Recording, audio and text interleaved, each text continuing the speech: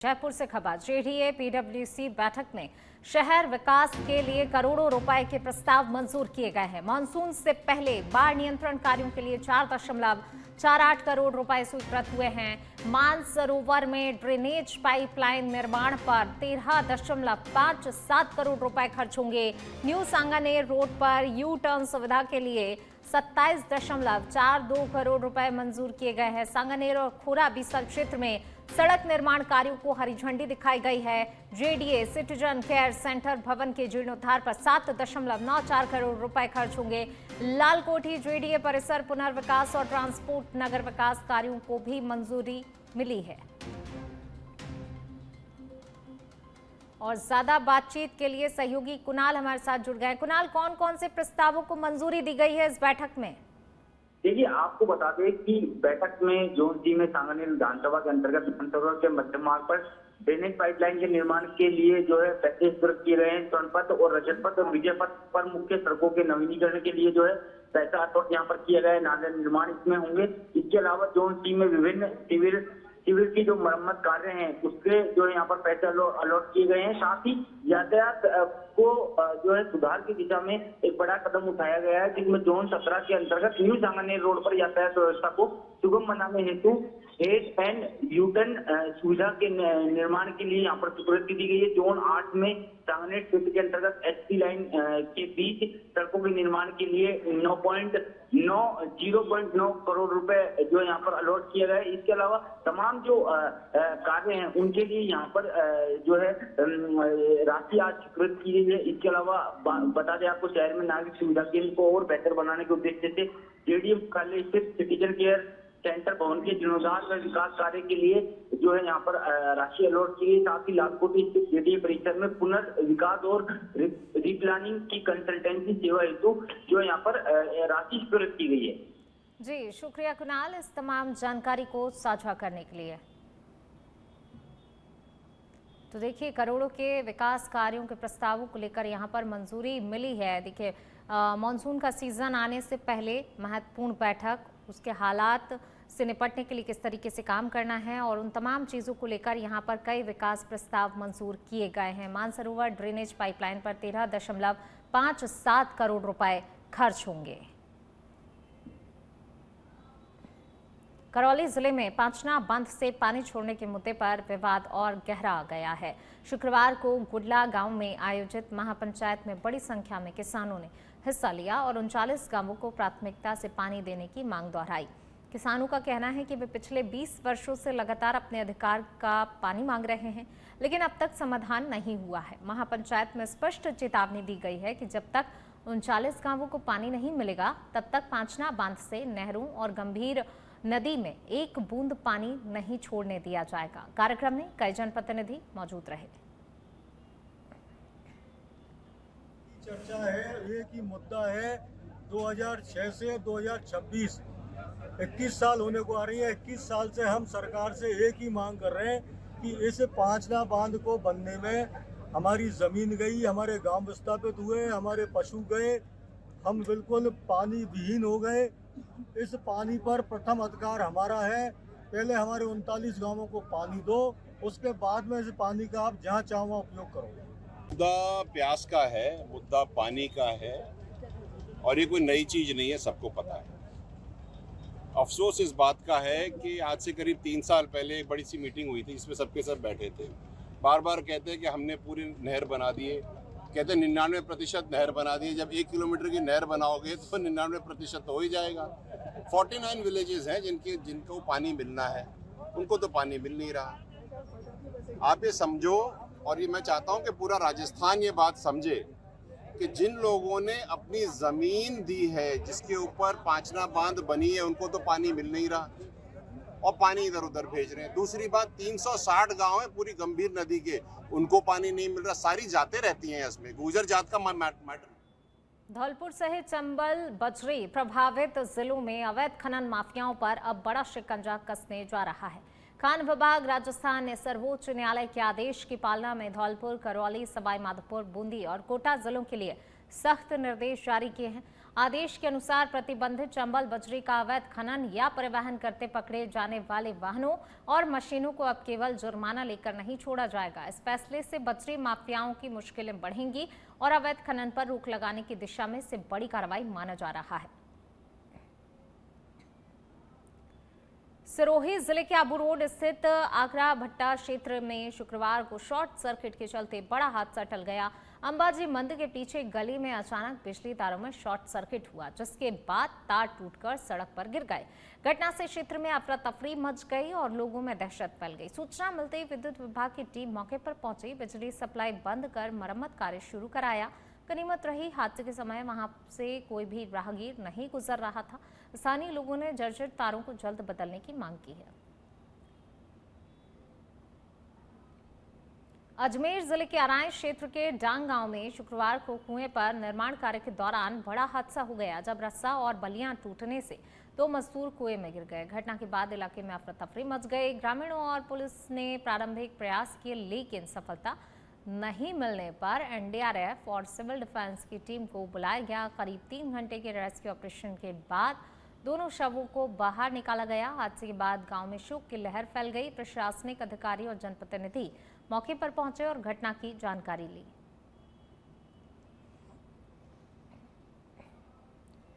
दौसा जिले के कुंडल स्थित सामुदायिक स्वास्थ्य केंद्र में महिला डॉक्टर के साथ बदसलूकी और धमकी का मामला सामने आया। ड्यूटी के दौरान डॉक्टर अलका मीणा के साथ आरोपी नवल किशोर गुर्जर द्वारा अभद्र व्यवहार किए जाने की शिकायत दर्ज करवाई गई। जानकारी के अनुसार नशे में धुत आरोपी ने अस्पताल पहुंचकर राजकार्य में बाधा डाली और डॉक्टर को जान से मारने की धमकी दी।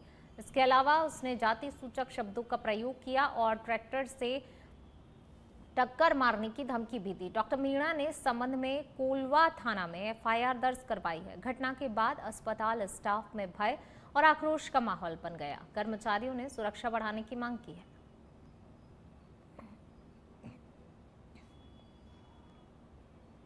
हनुमानगढ़ की पॉक्सो कोर्ट प्रथम ने किशोरी के अपहरण और दुष्कर्म के मामले में दोषी ऋषि उर्फ हरीश को 20 वर्ष के कठोर कारावास की सजा सुनाई है।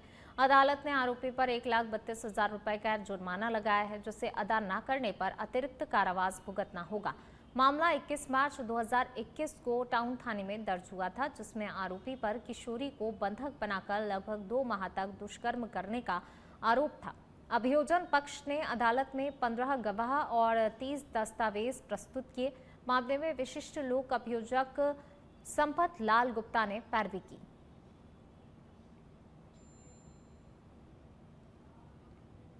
बालोतरा से खबर। पचपदरा क्षेत्र में आयोजित ग्राम रथ अभियान के दौरान पेयजल समस्या को लेकर जनसुनवाई का माहौल तनावपूर्ण हो गया।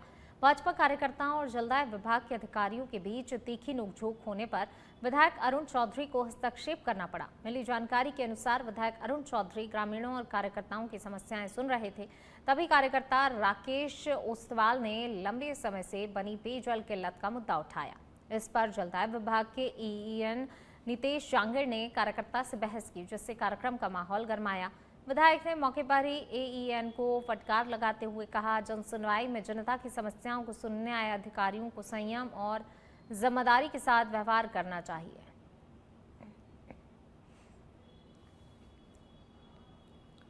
चौथका बरवाड़ा पर पेट्रोल पंप के पास शराब ठेके के नजदीक 30 वर्षीय दिलीप सिंह का शव मिलने से हड़कंप मच गया। दिलीप सिंह गुरुवार शाम से घर से लापता थे। राहगीरों ने सुबह करीब 11 बजे देखा और पुलिस को सूचना दी। मौके पर पहुंचे पुलिस ने शव को सामुदायिक स्वास्थ्य केंद्र की मोर्चरी में रखवाया। साथ ही परिजनों पुलिस ने बताया युवक के मुंह और शरीर के अन्य हिस्सों से खून निकल रहा था, जिससे मामला संदिग्ध नजर आ रहा है। मृतक के पिता ने कुछ लोगों पर शक जताते हुए हत्या की आशंका व्यक्त की है और पुलिस को रिपोर्ट सौंपी है। रेवतर के धाड़ ग्राम पंचायत में ग्रामीण रथ अभियान के दौरान पेयजल समस्या को लेकर ग्रामीणों का आक्रोश अब खुलकर सामने आ गया। कार्यक्रम के बीच एक ग्रामीण ने जल जीवन मिशन के कार्यों पर सवाल उठाते हुए बताया, गांव के करीब 350 घरों तक अब तक नल कनेक्शन नहीं पहुंचे। ग्रामीण ने निर्माण कार्य पूर्ण होने की जानकारी एनओसी दिखाते हुए सवाल उठाया कि अब घरों तक पानी के कनेक्शन ही नहीं पहुंचे तो कार्य पूर्ण होने की एनओसी कैसे जारी कर दी गई है। ग्रामीणों ने आरोप भी लगाया अधिकारियों ने पैसे लेकर एनओसी जारी की, जबकि सरकार ग्रामीण विकास के लिए करोड़ों रुपए खर्च कर रही है। वहीं मामले को लेकर ग्रामीणों में भारी नाराजगी भी देखने को मिली। उन्होंने मौके पर ही जलदाय विभाग के नवनियुक्त एईएन और एसडीएम को बुलाने की मांग की है। कुछ देर तक कार्यक्रम स्थल पर माहौल गरमाया नजर आया।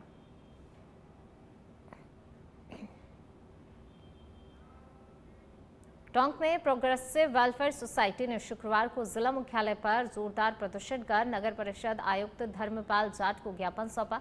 एडवोकेट सरताज खान ने बताया काफला बाजार के बड़े दरवाजे से लेकर देवली रोड, सवाई माधोपुर रोड, मोतीबाग चौराहा और छावनी सर्किल तक सड़कों की हालत बेहद ही खराब है, जिससे आए दिन दुर्घटनाएं हो रही हैं। उन्होंने नगर परिषद से जल्द सड़क मरम्मत कराने की मांग की है। इसके साथ ही शहर के ऐतिहासिक तालाबों और नालों में फैली गंदगी, कचरा, मलबे को हटाने की मांग उठाई है। ज्ञापन में कहा गया गंदगी के कारण बदबू फैल रही है और मच्छर मक्खियों के बढ़ने से लोगों के स्वास्थ्य पर खतरा मंडरा रहा है। सोसाइटी ने नियमित साफ सफाई और मॉनिटरिंग व्यवस्था सुनिश्चित करने की मांग की है। सड़कों और नालों और सफाई से जुड़ा विषय था, तो उनको आश्वस्त किया है। हमने टेंडर कर दिए हैं सभी के लिए और बेसारा पशुओं पर कार्रवाई करेंगे और निरंतर जो मैं फील्ड में आगे में फील्ड में रहूंगा और जो उनके विषय हैं उनको तर्कसम्मत रूप से केस बाय केस हम लोग फॉलो करेंगे और उनका समाधान करेंगे। कचरा संग्रहण की गाड़ी का टेंडर हुआ है, हर मोहल्ले में गली में 3 दिन में एक बार कचरा संग्रहण की गाड़ी जा रही है। कुछ एक जगह से शिकायत आई है, उसी की तुलना में हमने 8 या 9 लाख की उस पर पेनल्टी लगाई है इस माह में और आगे भी उसको सुधार करने के लिए कह दिया। यदि सुधार नहीं करेगा तो हमने नए टेंडर भी प्लॉट करने के लिए स्टेट से टेक्निकल सैंक्शन मांग रखी है। हमने इस तरीके से नए सिरे से टेंडर लगा करके और फिर अच्छी एजेंसी। दौसा जिले के बांदीकुई क्षेत्र के गुड़ा कटला गांव में बुजुर्ग महिला के पैरों से चांदी के कड़े काटने की सनसनीखेज वारदात में बसपा थाना पुलिस ने 2 आरोपियों को गिरफ्तार किया और एक बाल अपचारी को निरुद्ध किया। पुलिस ने महेश प्रजापत निवासी गुड़ा कटला और देवाराम प्रजापत निवासी रुदका नगला को गिरफ्तार कर बांदीकुई न्यायालय में पेश किया, जहां से दोनों को 4 दिन की पुलिस रिमांड पर भेजा गया है। घटना में शामिल एक बाल अपचारी को भी बाल न्यायालय में पेश किया गया है। पुलिस अब आरोपियों से वारदात में प्रयुक्त उपकरण और अन्य साथियों के बारे में पूछताछ कर रही है। उल्लेखनीय है कि इलेक्ट्रिक ग्राइंडर से चांदी के कड़े काटने की इस वारदात ने क्षेत्र में सनसनी फैला दी थी। तो वहीं कोर्ट परिसर में पेशी के दौरान कथित तौर पर कुछ अधिवक्ताओं द्वारा आरोपियों के साथ मारपीट की घटना भी सामने आई, जिसका वीडियो सीसीटीवी में कैद हुआ है। गुड़ा के अंदर एक 75-80 वर्ष की वृद्ध महिला के साथ जिस तरह का कृत्य उन लुटेरों ने किया वो यानी कि समझ से परे है और पुलिस ने उसने बहुत मुस्तैदी से काम किया। कल शाम को 3 आदमियों को तो उन्होंने गिरफ्तार कर लिया जो वारदात में शामिल थे। एक आदमी फरार होने में सफल हो गया, वो चले गए, लेकिन जब 3 आ गए तो चौथा भी आ गया। माल बरामद कर लिया उनके पास से, उन्होंने जुर्म स्वीकार किया। भरतपुर के नदवाई थाना क्षेत्र में रजत ईंट के भट्टे पर काम करने वाले मजदूरों के साथ ठेकेदार द्वारा बेरहमी से मारपीट का मामला सामने आया। मजदूरों ने बताया उन्होंने ठेकेदार व्रतीराम से राशन खरीदने के लिए अपने बकाया मजदूरी के पैसे मांगे थे। ठेकेदार भड़क गया और अपने सहयोगियों के साथ मिलकर 8 मजदूरों के साथ मारपीट की, जिसमें कई मजदूर गंभीर रूप से घायल हो गए। पीड़ित मजदूरों का कहना है कि उनका लगभग 8 महीने का 20,000 रुपए का बकाया था और ठेकेदार ने कहा काम पूरा होने पर ही भुगतान करेगा। पैसे न मिलने पर मजदूरों ने राशन के लिए अनुरोध किया है, जिस पर ठेकेदार ने हिंसक प्रतिक्रिया दी है। जैसलमेर में 45 डिग्री से अधिक तापमान और भीषण लू के बीच ट्रैफिक पुलिस कर्मियों की कठिन ड्यूटी को देखते हुए जिला पुलिस प्रशासन ने सराहनीय पहल की है। शहर के हनुमान चौराहा, विजय स्तंभ, नीरज चौराहा सहित प्रमुख ट्रैफिक पॉइंट्स पर टेंट लगाकर छाया, ठंडे पेयजल और इलेक्ट्रॉल की व्यवस्था की गई। साथ ही जवानों के लिए रोटेशन सिस्टम लागू कर उन्हें समय समय पर राहत दी जा रही है। ट्रैफिक कर्मियों ने इस व्यवस्था को गर्मी में बड़ी राहत बताया है। पुलिस प्रशासन ने आमजन से भी दोपहर में अनावश्यक बाहर नहीं निकलने और यातायात व्यवस्था में सहयोग की अपील की है। में तापमान लगभग 45 डिग्री से अबव चल रहा है। इसलिए हमारे श्रीमान एसपी साहब महोदय द्वारा हमारी दिन भर की जो धूप है उसको परेशानी को देखते हुए हर चौराहे पर लगभग टेंट की व्यवस्था की है, पानी की कैंपर की व्यवस्था करी है और पानी की व्यवस्था की है, जिससे कि जवान धूप में अगर कोई यातायात व्यवस्था बाधित हो तो उस टाइम हम बाहर चल जाएं, अगर यातायात सुचारू व्यवस्था चल रही है तो हम अंदर आके थोड़ा आराम कर सर। चैलेंजिंग तो है ही, लेकिन हमारी पुलिस प्रशासन में तो वो तो हमारे लिए आदत बन रही है, एक तरह से चैलेंजिंग से निपटने की हमारी आदत बन रही है। कोई भी कैसी मुसीबत हो, कैसी परिस्थिति हो, उसका डटकर मुकाबला करने की। लेकिन फिर भी हमारे श्रीमान एसपी साहब जी को बहुत बहुत धन्यवाद, उन्होंने हमारे लिए थोड़ी व्यवस्था करी हमारी तरफ। बूंदी से खबर, राष्ट्रीय राजमार्ग 148D पर बछोला के पास शुक्रवार को एक दर्दनाक हादसा हुआ है, जब बारातियों से भरी पिकअप वाहन अनियंत्रित होकर पलट गई।